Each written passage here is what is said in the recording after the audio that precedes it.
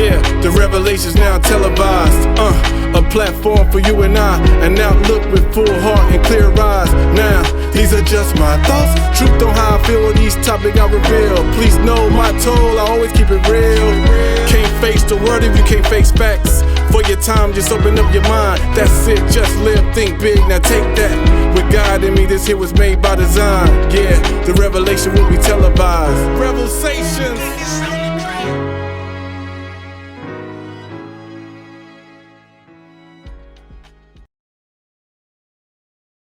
What's up, everybody, and welcome back to the REVELSations Podcast. It's your boy, Rev. Please subscribe, rate, and review wherever you get your podcasts. Let me know how I'm doing, so hit the thumbs up. You can follow me on all the social media platforms at the REVELSations Podcast. That's on Facebook, TikTok, and Instagram. You can also contact the show directly at REVELSationsPodcast@gmail.com. Today's topic is actually going to be a conversation I just recently had with a young woman named LaVista Jones. LaVista is a business owner, and a part of her work is helping other business owners balance between being a great person in business and taking care of themselves. She has some very interesting stories, some tragic stories as well, of somebody that she loves and how they fell victim to basically overworking themselves. And she is here to help us not do that, be our greatest selves, but also take care of ourselves. So sit back, relax, and enjoy the conversation. But before you do that, make sure you share this with somebody else. Really would like for you to do that because it would be a blessing to them, and it definitely would be a blessing to me. So LaVista Jones on the REVELSations Podcast. Let's get to the conversation. Welcome back to the REVELSations Podcast. I have LaVista Jones. How are you today? I am doing great. How are you? I'm doing happy. Very, very nice to connect with you, folks. We have been trying to do this for a while, and we finally got on. Life be lifing. We're a couple of time zones apart, but teamwork makes the dream work, and together everyone achieves more, and we are here. So welcome to the show. I am glad to be here, finally. Yes. Okay, so you are an entrepreneur. Mhm. You are a book writer. You are a podcast host. You are Miss Everything, right? Like Miss Everything. But before we dig into all of that, how about they learn the person that you are, LaVista, the human? Tell us a little bit about yourself. Yeah, so I am born and raised in Ohio. I am a Buckeye through and through. And if anybody listening follows college football, you know exactly what that means. OHIO, go Buckeyes. And I'll bleed scarlet and gray until the day I die. Mm-hmm. And I live here in Arizona now. I've been here for about 13 years. I am the mom to a super energetic little boy. He's 8 years old. And he and I basically have the same personality. So that's fun, parenting a little version of myself. And married to my college sweetheart. We've been together for a couple of decades now. So I think that we kind of like each other. The only girl in my family, I come from a family of brothers. We've got 4 brothers. I'm like right in the middle. And Wow. yeah, I am an entrepreneur and an author, former corporate dropout. So I feel like I've kind of like run the gamut as far as vocational things. So yeah, that's just kind of like me in a nutshell, right?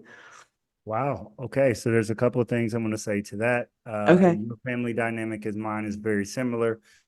My sister is one of 5. She's the only girl surrounded by boys. So she has 2 older Yes. brothers, herself, then myself and my younger brother. So, Yes.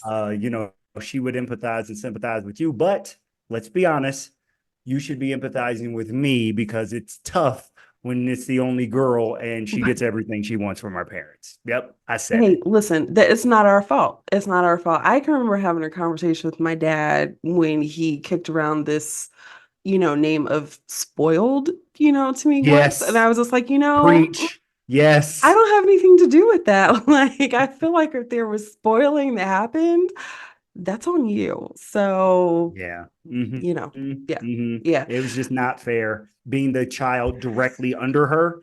Not cool.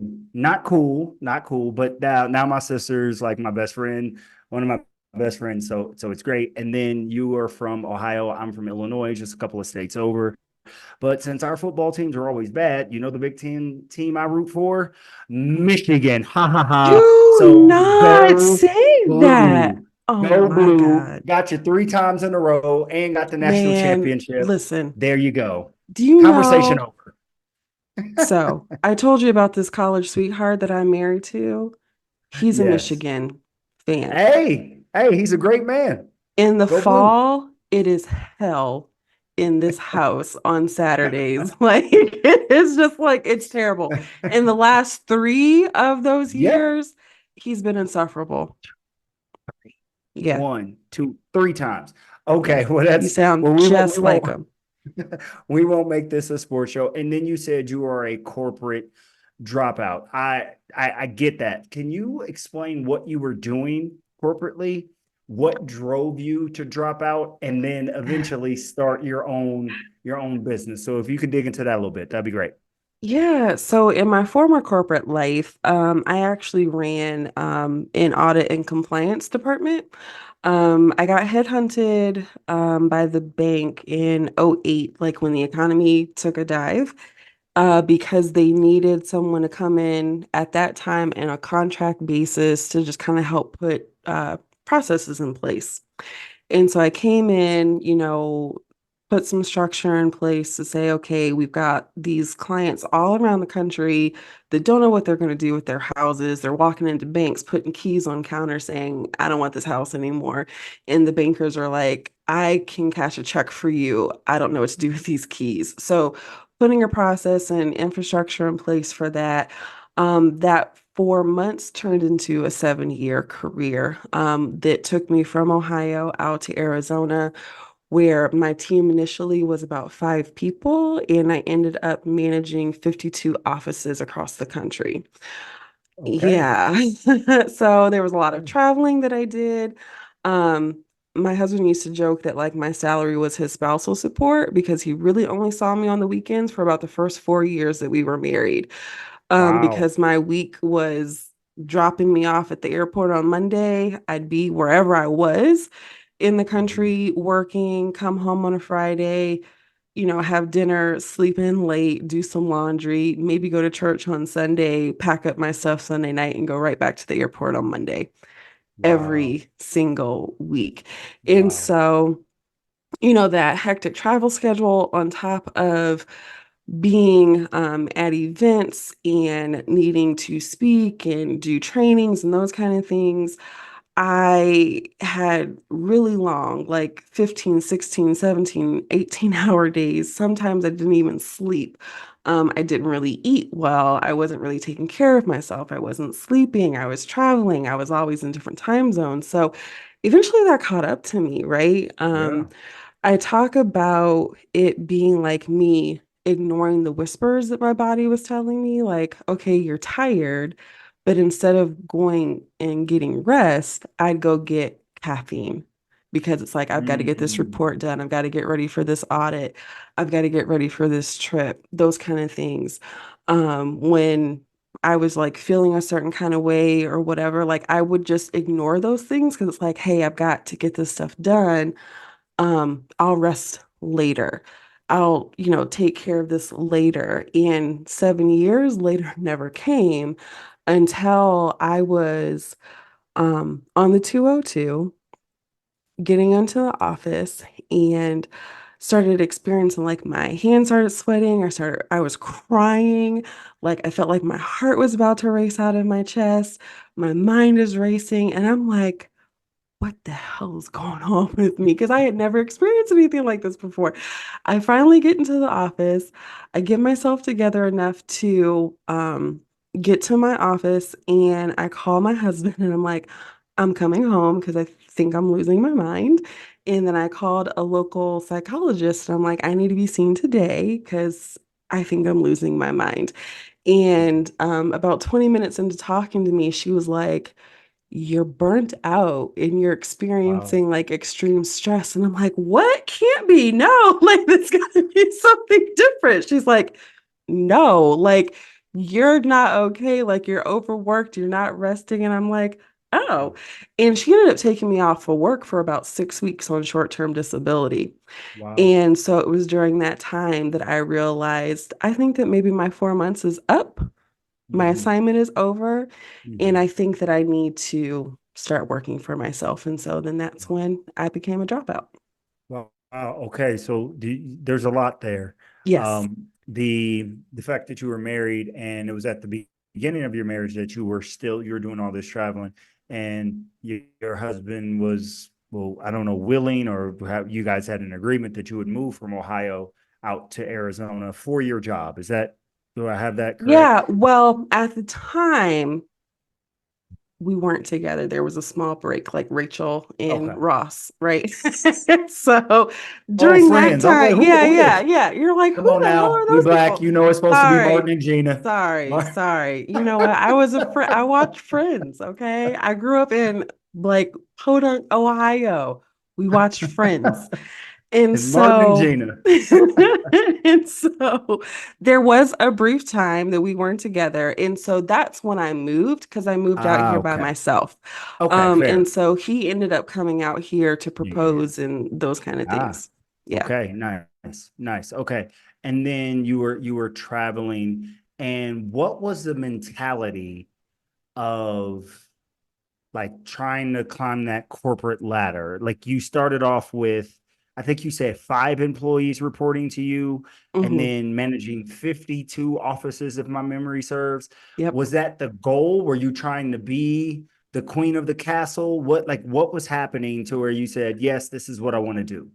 That's a great question. And in its simplest form, yes, I was Right. there angling to be the HBIC, right? As close as I could get to Uncle Jamie, who was Jamie Dimon, the CEO of Chase. That's where I was going to go.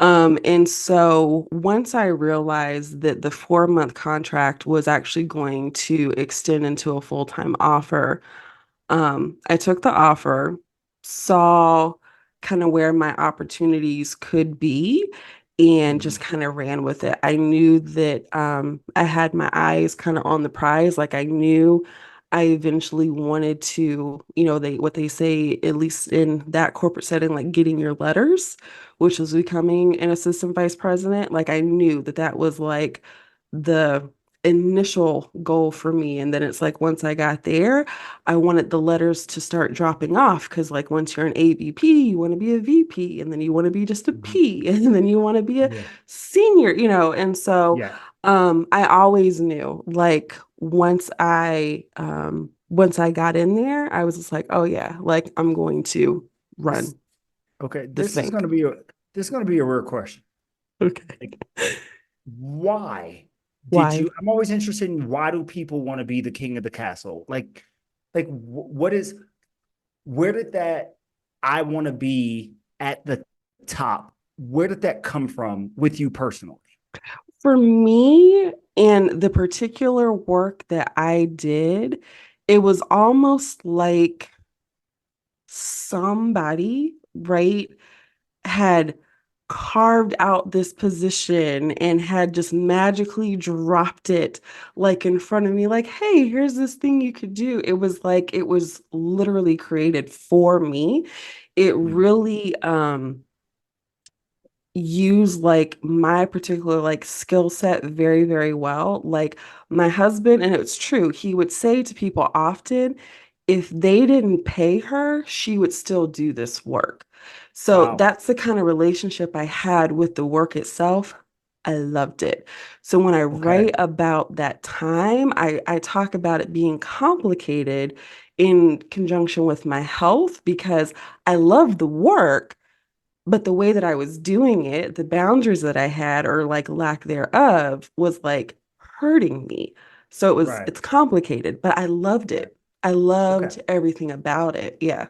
Okay. That makes sense. Okay. I'm always wondering the why. It seems like we're in this rat race to be the boss, and we get a lot of our self-worth from, I did this or I did that, and I just always wonder people's why. So The thing for me, it allowed me to do something that I was naturally wired to do and do it well. okay, all right, that's good, that's awesome. I mean, yeah, we want to live out our purpose, we want to live out our skill set. I believe that.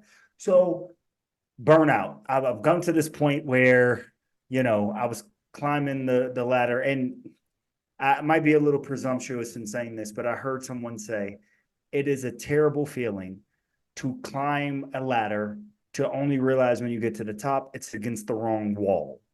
Right. And Mm-hmm. that's what it seems like for you. Like you climbed and you were climbing this corporate ladder trying to make other people rich. And it's like, this is not really the wall this ladder is supposed to be leaning on. Let me course correct and go back. So then you burn out, you quit, you like, I'm done. What was next? I know you ended up starting your own business, but how long did it take for you before you stopped doing that, to start your business? Was there a hiatus? Like what happened in between times? And then get us into starting your own. Yeah, I while I was still out like on leave, my husband and I we had the conversation over dinner like I think it's time for me to leave. Like because no matter um how I want to approach work different, the culture of the company is I need to do the work of like three or four people to just do a good job, right? Like Mhm. that's just kind of the unwritten rule. Like nobody is telling me I've got to stay up all night to do X, Y, and Z, but in order to get all these things done, that's just the way that it's going to be. And I saw all of my senior managers doing the same thing. So it wasn't anything unusual that I was doing. I saw it modeled. But when I made the decision to quit, I turned in my resignation. That weekend, we boarded a plane to Hawaii to celebrate our anniversary. We were there for about a week. I came home and took a couple of weeks just kind of to myself, like relaxing, and then kind of hit the ground running, like out networking and saying, hey, like, I'm open for business. So it was a pretty quick transition. After a really nice, relaxing vacation and some time off, Mhm. but it really wasn't a lot of time in between leaving that position and working for myself because I knew really exactly what I wanted to do. I just took the same thing I was doing at the bank and just started doing it with business owners instead of doing it in a corporate setting. Okay, and that's what I was going to ask next. So now you're working for yourself. What is it that you do? Like when you boil down to it, you do this.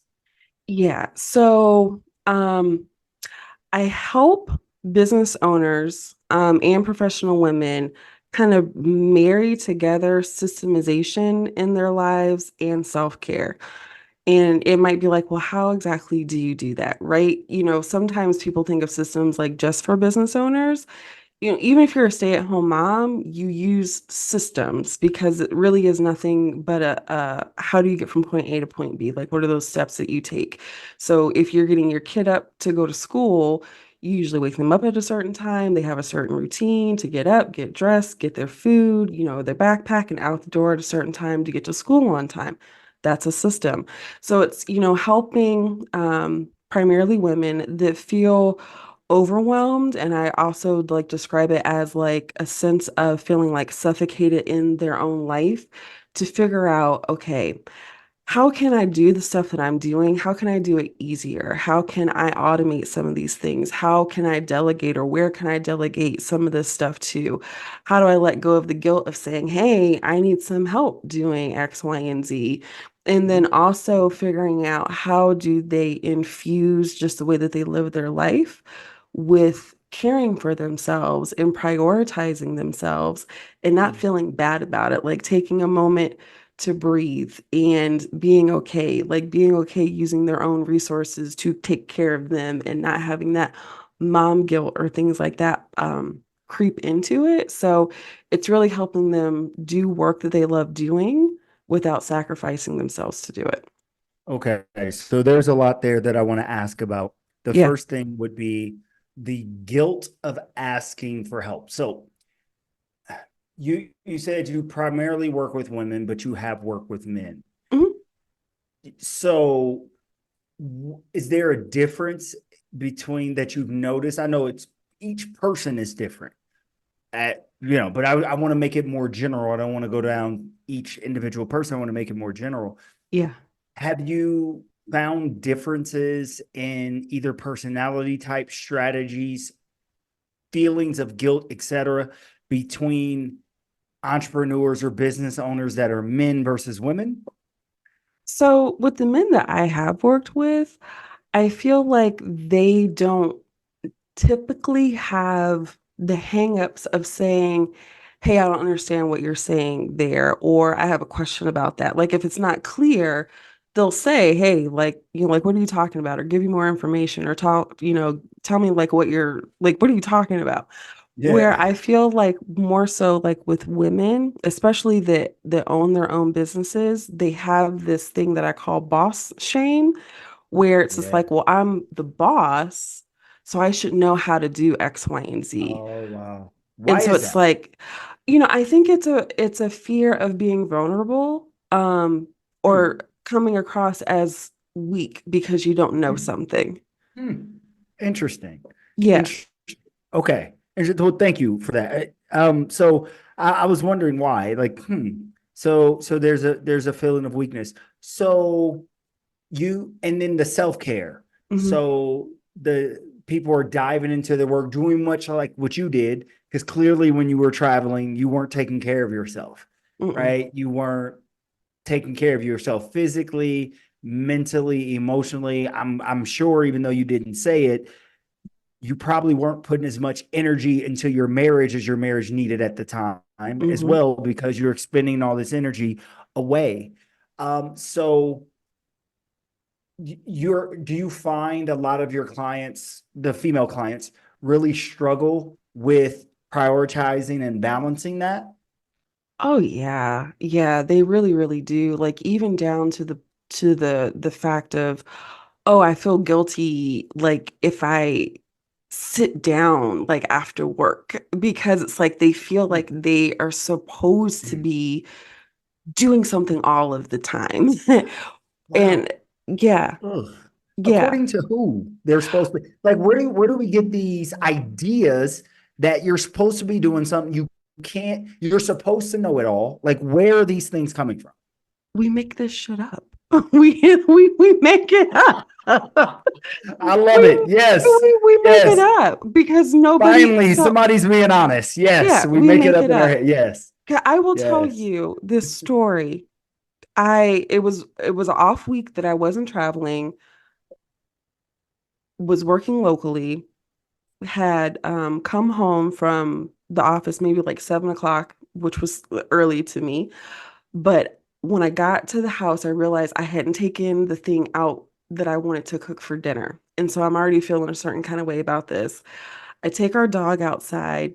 He stepped in his own poop outside. And so like I'm like trying to like clean his paws. I didn't do it well enough. He's tracking like poop in the house, like on the Oh, carpet. And I glance over and see like this like bonfire size like pile of laundry that hasn't been done. And like I just start crying. I'm sitting at my desk in the house and I'm crying. And my husband finds me, and the dog is sitting there beside me, and he's like, "What did you do to her? Like, what is going on?" And I'm like, "There's poop in the house, and those clothes aren't done, and I don't have dinner, and blah, blah, blah, and I'm a terrible wife." And he's just like, "Okay, we can go get dinner. Like, no big deal. I'll take care of cleaning the dog. Like, you go."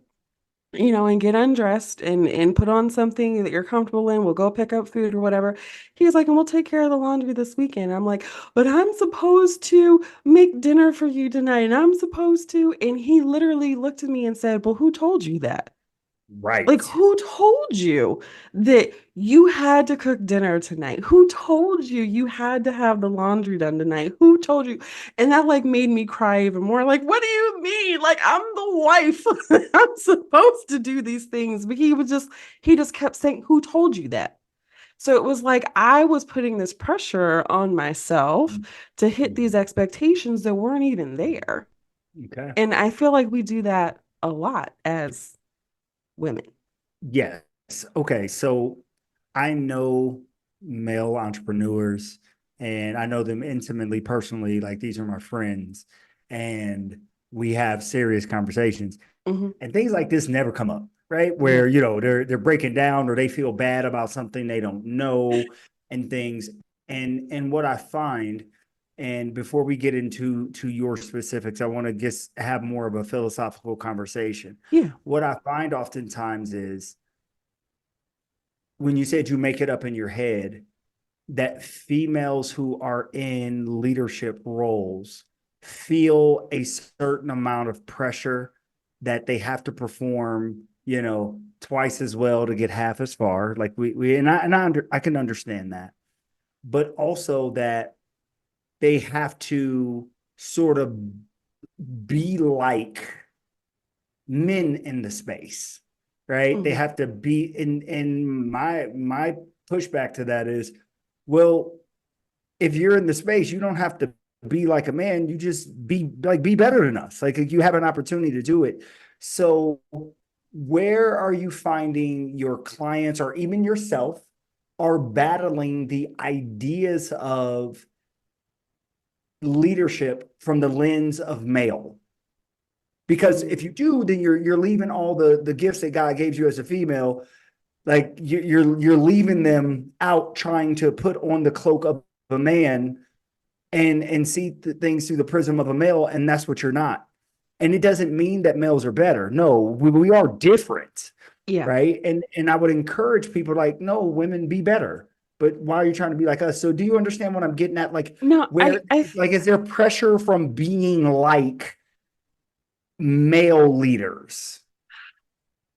I think that there is some. I Okay. can remember earlier in my career, maybe year two, Mm-hmm. when I would be facilitating meetings like with regional managers and things like that. I remember having a more senior female manager reach out to me and call me after a call I had done. And she told me I needed to be more aggressive.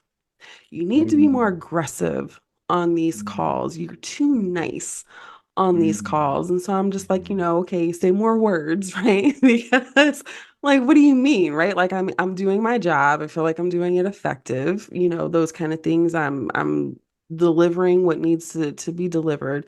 But she just kind of felt because, she had been at the bank at that point, I think for like 20 plus years already. And I think that in her leadership role, all of her peers were male. And she happened to be, a black female as well, right? So it's like she's just kind of like this anomaly in this kind of like, this particular line of business. Mm-hmm. And I'll tell you, because I respected her and I admired her, I leaned into that for a couple of phone calls. And I was just like, you need to do like it was just it felt so foreign to me because I feel like I Mm-hmm. definitely operate a lot um more often in like my feminine energy. And so it was just Mm-hmm. like, this doesn't feel good. This doesn't Mm-hmm. feel good to me. Right. It doesn't feel authentic to me. And I had to let that go. And, I had another conversation with her and I was like, you know what? I appreciate your feedback and the guidance that you tried to give me. I just don't think that's going to work for me because it doesn't feel good for me, particularly to step into. But I will share this as well that somebody asked me, why do you primarily work with women? And I was like, well, I'll tell you. When I was in corporate, usually, going to like boardrooms, especially at my level of management, I would go into a room where most of the time I was the youngest person Mm-hmm. walking in, usually the only woman, and absolutely the only woman of color, right? Mm-hmm. Mm-hmm. And being on calls or being in meetings like that, when I would get pushback, it would be from a guy, colleague, saying, oh, like I can remember a call in particular that I was delivering information coming down from like a new federal regulation. And it was like, okay, we need to do X, Y, and Z. This is how we're going to roll this out. And I remember the guy unmuting himself and saying, well, um, I'll confirm with Eric and then we'll start to implement that. Eric happened to be my senior vice president. And Eric was on the call and he was just like, what do you need to confirm with me? She just told you what Right. to do. And Right. so there is, I think that when we talk about, like microaggressions and things like that that we face, like there are things that like Mhm. women come against, like stuff like that, where it's just like, really, dude, like Right. I'm Yeah. I'm not telling you something wrong. Like this is my job. Like if Yeah. this doesn't roll out well, this looks bad on me, not really Right. on you, because it seems like I didn't tell you the thing to do. Like why? Like what's the disconnect here? Is it Mhm. because, and so then it was like, is it because I'm younger than you? Is it because like I'm a female? Like what's the problem that you don't want to listen to me, even though I'm in a place of like leadership and authority in this Yeah. area. So, Hmm. Okay. Well, good. Thank you. Thank you for addressing that. I mean, all of the above. You're younger, you person of color, female, all of that. yep, Right. Right. All, yep. all of that. So, all right. So working with women entrepreneurs mostly, et cetera. And so we live in a world where everybody says, I'm a boss, boss, boss, boss, boss, boss, boss, boss. I'm tired of the word personally, because most people who say they're a boss are really not. But this is your thing. So you have a podcast called Boss Talk. Please go check that out wherever you get your podcast. You can get that on Apple, Amazon, iHeartRadio, Spotify, etc. Please so go, everybody go check that out. And you also have a book called Boss Shift. Am I Yep, correct? Yes. yep. So let's get into that a little bit. First, define boss as you use it. I know it's also an acronym, but just the idea of being a boss, taking control of your life and all of that good stuff. Yeah, I mean, for me personally, being the boss is the intentional actions that I take to live the life that I want to live. Mm-hmm. Okay.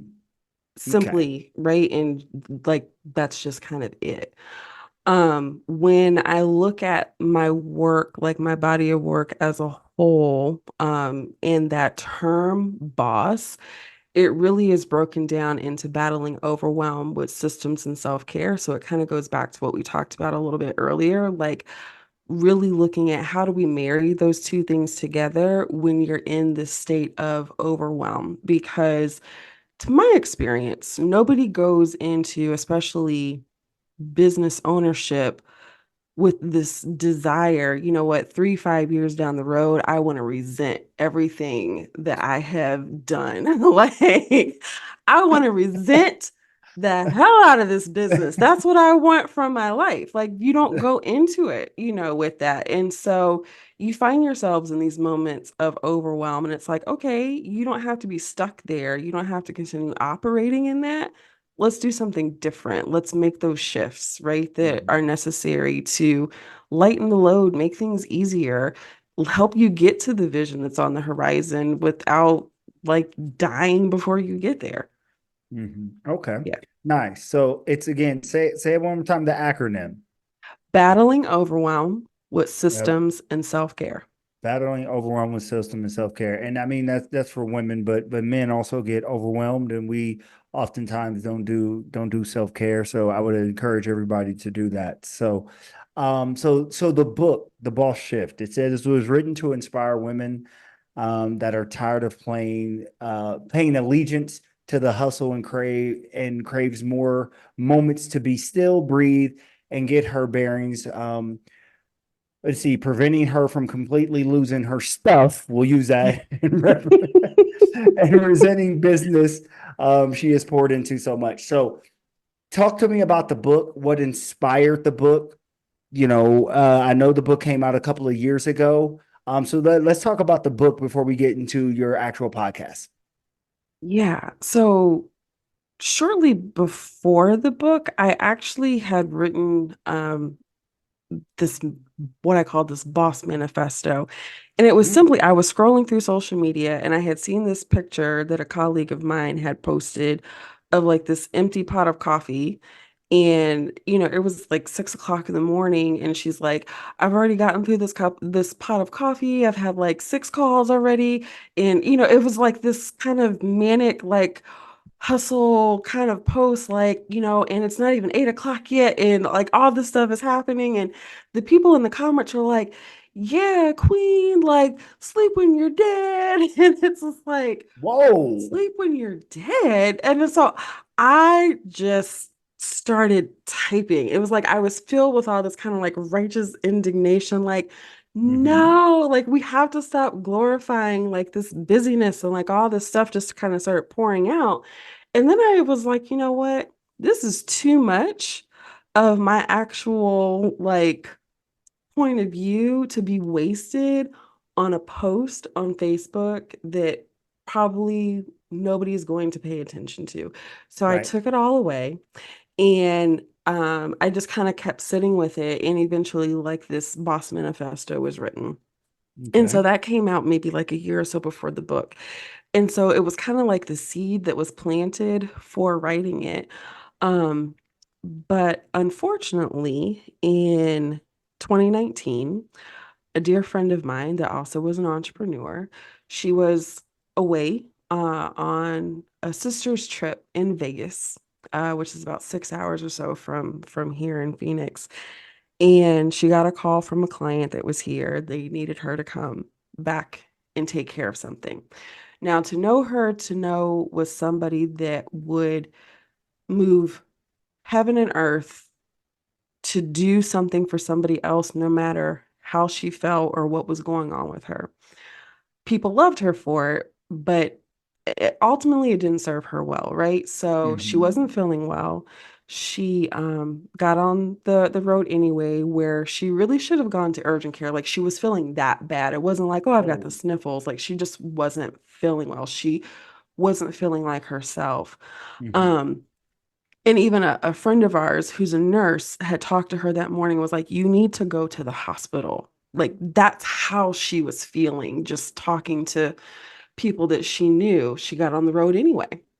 And about halfway here, she had a stroke, really bad stroke While that driving. while driving, that left Ah, her paralyzed on one side of her body and unable to speak. Jesus.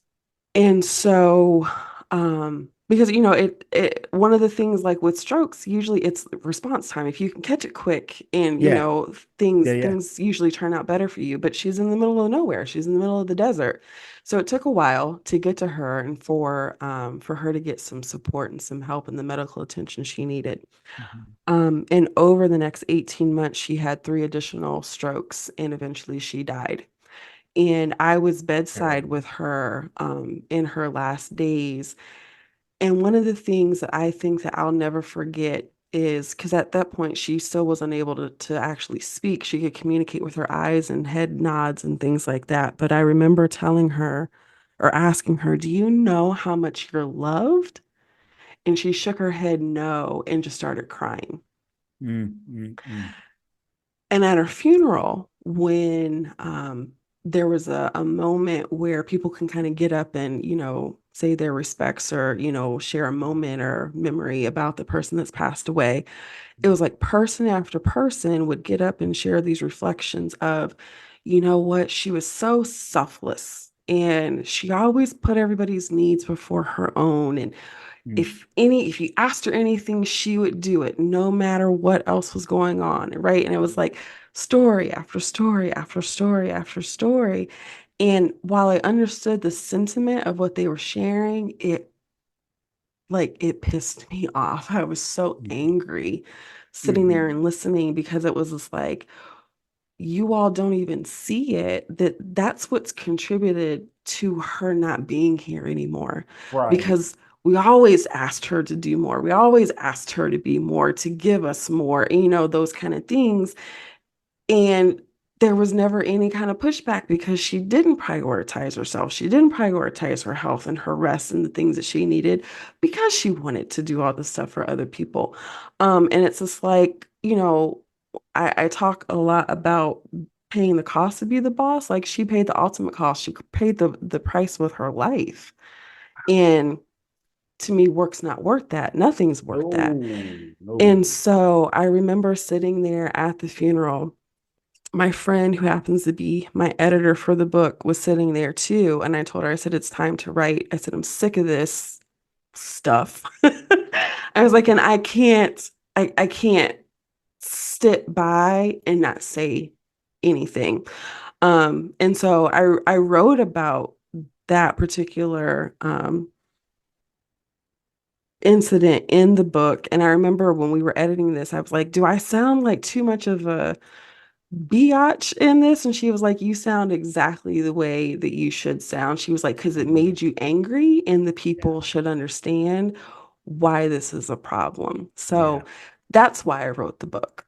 Okay, fair enough. That's a terribly sad story. I'm sorry that you lost a friend and a colleague. That's unfortunate. And it sounds like she worked herself to death. Mhm. And I mean, that's Literally. not what's up. Yeah. We're not out here trying to work ourselves to death. No, that's not good. So, okay. So then you said, okay, so self-care. So that's, unfortunately where a lot of women are lacking. So going back to the man and woman thing about the boss shift, Mhm. do you find women are having a harder time balancing that I'm the boss, or I have this grave responsibility as a worker or as a boss, and self-care? Like, are you finding that women have a harder time doing that than men? And if so, why? Yes. Okay. Yes. The way that I have um kind of see it play out over the years. Like, have you heard of that book that what men are from Mars, women are from Venus? Yeah, I Something, mean, it's something like that. yes, And yes.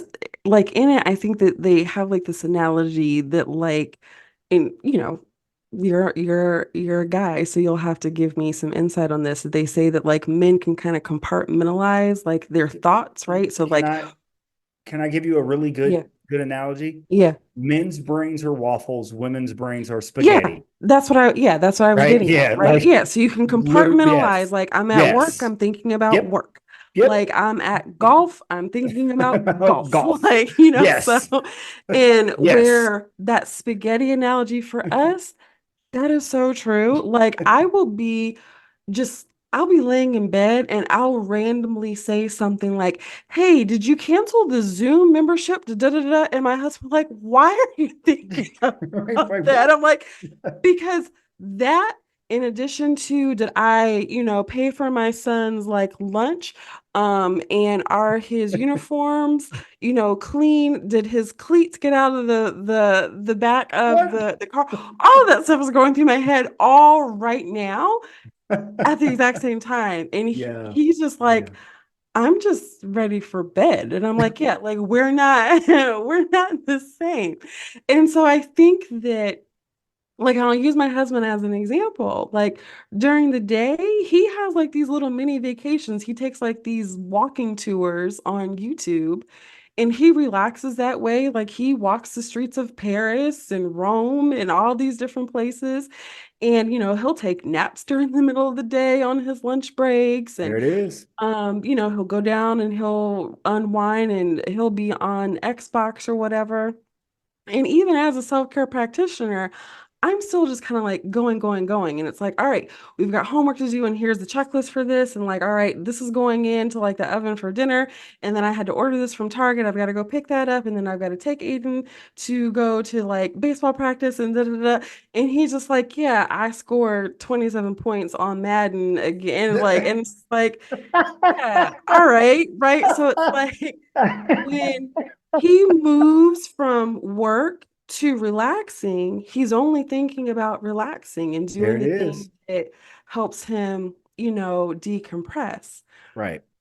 I have to be a lot more intentional of saying, Mm-hmm. hey, I'm carving out this space for myself and I'm not allowing any of this other stuff to Mm-hmm. come into it, right? Okay.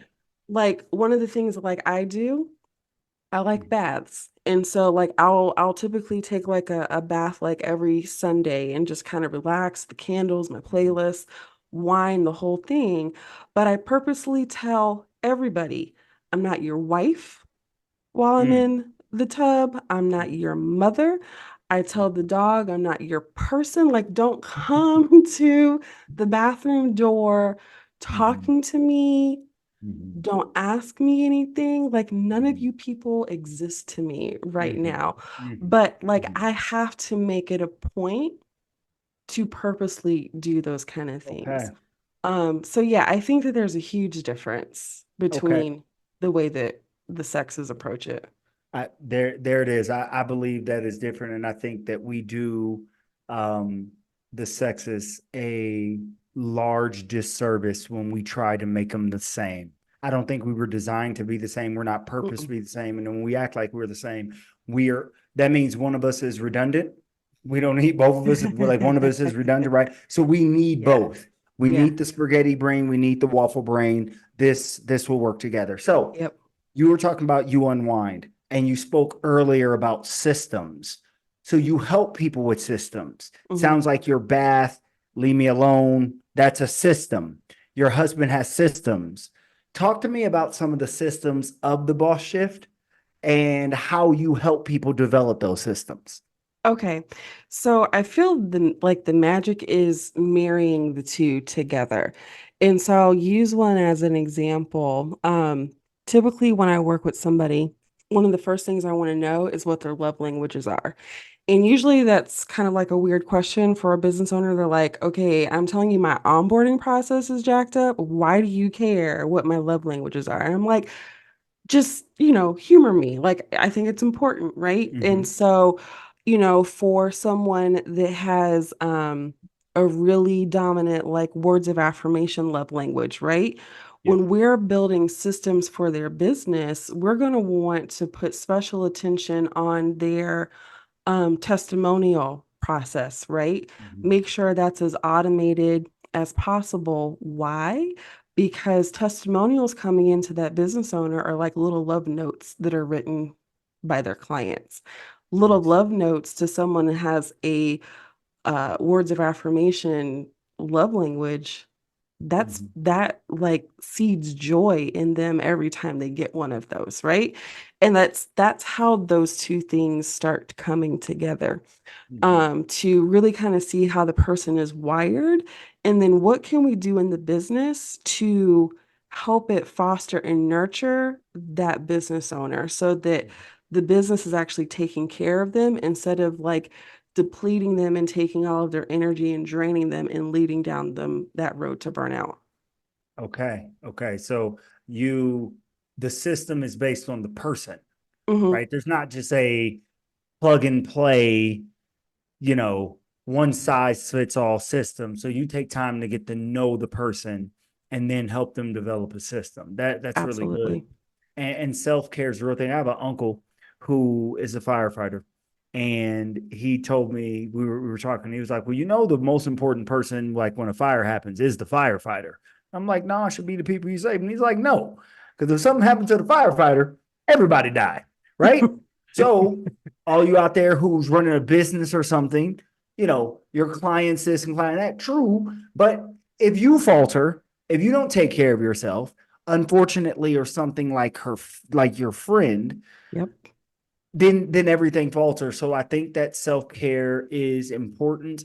And it's going to sound weird, but the self-care. So I'm reminded of what you were saying about when you were resetting and you were taking your bath, you have your wine and your candles and things. And people be like, oh, she's being selfish. People might hear and say she's being selfish, but you're actually being selfless because you're recharging your battery so that you can continue to be a good mother, a good wife, and a good person for your pup. That's how I see it. So I'll reframe that for you because it's one of those things like there's a chapter in my book that is called Get Comfortable Being Selfish because I actually think Mhm. self-care is selfish and it should be. First of all, Okay. it is you taking care of yourself. Like you literally are the center and the whole Yes. reason for it, right? So it Yes. is I'll agree selfish. there.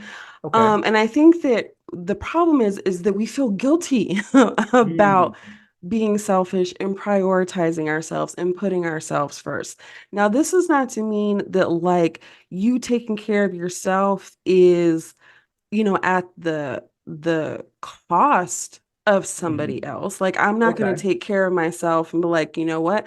I'm taking my bath right now. I could give two craps if my son like has dinner. Like that's not how this is going to work, right? Right. Like Right. but it's like, okay, you're good. And in my particular case, you have a whole other parent in this house. Right. You don't need me to open the fruit snack while I'm in the tub. Right. Daddy Exactly. can open the fruit snack just like I can open the fruit snack. And so it is focusing on yourself, getting to know yourself, getting to get reacquainted with the things that bring you joy and doing those things in a way that it just, becomes like second nature of how you live your life. But I would Mhm. challenge anybody, right, that's listening, like your self-care, it's 1,000% selfish. Get over the Okay. guilt of thinking about it that way. I agree. I just know that well, I would need somebody to be selfish so they can recharge their battery, right? Without without that time, could you Yeah, be a great of a mother and a wife and a business owner as you are? I probably not because you need those things to take care of yourself. right. And I think that the linchpin with that is you're not doing it to be a better mom. You're not doing it to be a better Right. spouse or be a There you better go. business owner. You're doing it because you need to be taken care of, period. It's kind of like the oxygen mask analogy, like on an airplane. And it's Hmm. just like they tell you to put that mask on first before you assist children or anybody that's with you. Why? Because you need to fricking breathe. Right. Period. Like Yeah. you Whether you need can to save them or breathe. not. Yeah. And Absolutely. so if you're okay, then it's a beautiful byproduct that you do get to show up better as a mom. Wow. But if your Wow. self-care is focused on being a better mom, you're going to miss it because your Wow. self-care is focused on them and it's not Wow. about them. It's Wow. not about That's them. That's so awesome. That's really Yeah. good. That's really good. So from boss shift to boss talk, talk a little bit Yeah. about your podcast, what it's about, what you're here to do with your podcast.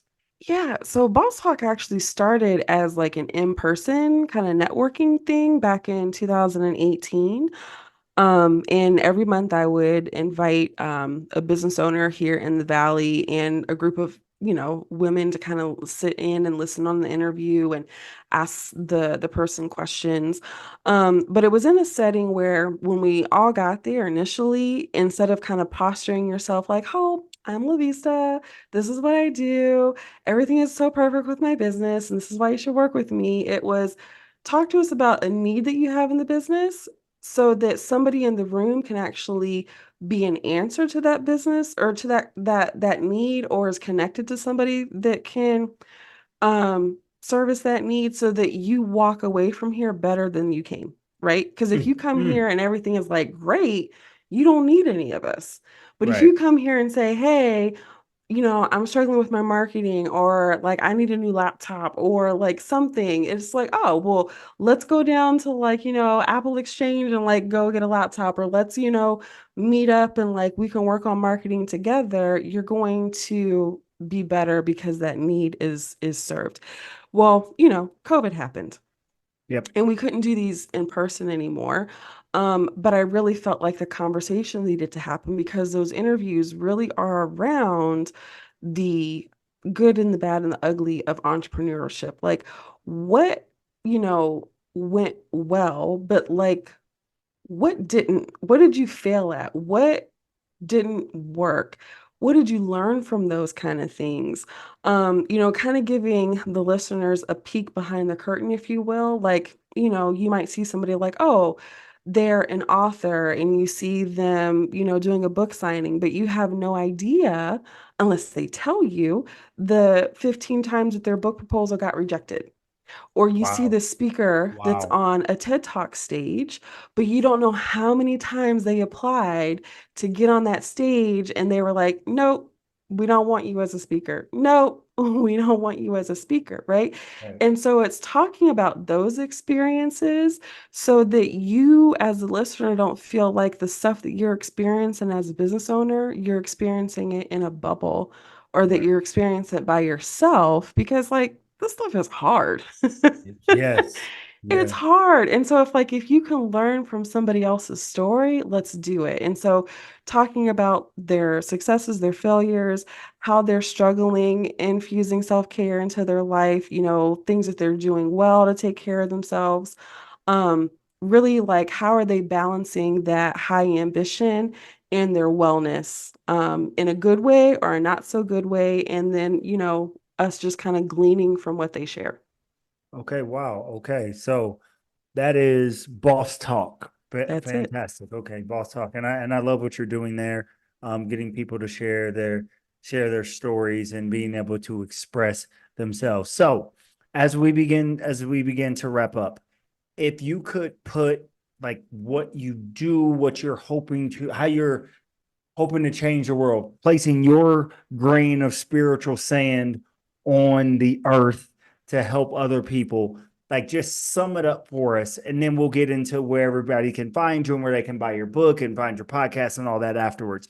But the La Vista grain of spiritual sand, what is that doing for us? Like, what are you doing to better the world? I want you to do the work that you love doing without burning yourself out doing it. Okay. Okay. Wow. Plain and That's simple. it. I want you. Yep. Okay. Sometimes it is what it is. That is it. I want you to do what you love doing without burning yourself out in the Mhm. process. Yep. And that's what you're letting people, that's what you're helping people do with the boss shift and boss talk and all of these things. So, where can people find you? Where can people find your book? I mean, I see it here, but it's nothing like hearing it right from the source. So you are, as I tell my students all the time, we need primary sources. You are the primary of primary sources here. So talk to me a little bit about where people can find you, all the great things you have going on, your business, your podcast, your book, all that good stuff. Yeah, we try to keep it simple. As a systems girl, I like simpleness. And so you can find everything from the book to the podcast to the coaching and consulting that I do at LaVistaJones.com. And anything that you want to know about me or different ways to work with me, getting a signed copy of the book, listening to the show, all of that can be found there at LaVistaJones.com. Okay. At LaVistaJones.com. Go ahead, click that. You can check it out. I'm actually on the website now. And yes, you have your home button, your services, it's podcasting, launch blueprint, implementation project. You do a lot. You help people with podcasts too. It's fantastic. One-stop shop. You do it all. I really like what you have going on. This has been a wonderful conversation. I've learned some things here. Um, I I appreciate having you again. I know we misfired a couple times because life be lifing, but we here. We're And here. persistence is the thing. So thank you so much for joining the REVELSations podcast.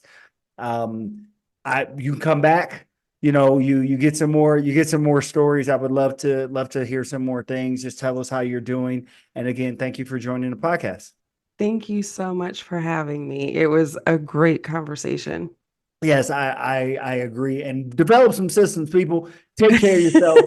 And we got to take care of us because we're the only one that God made. Like I'm the only me that will ever be, right? It just That's it right. just it just is what it is. But again, thank you everybody for listening. We'll talk to you guys next time.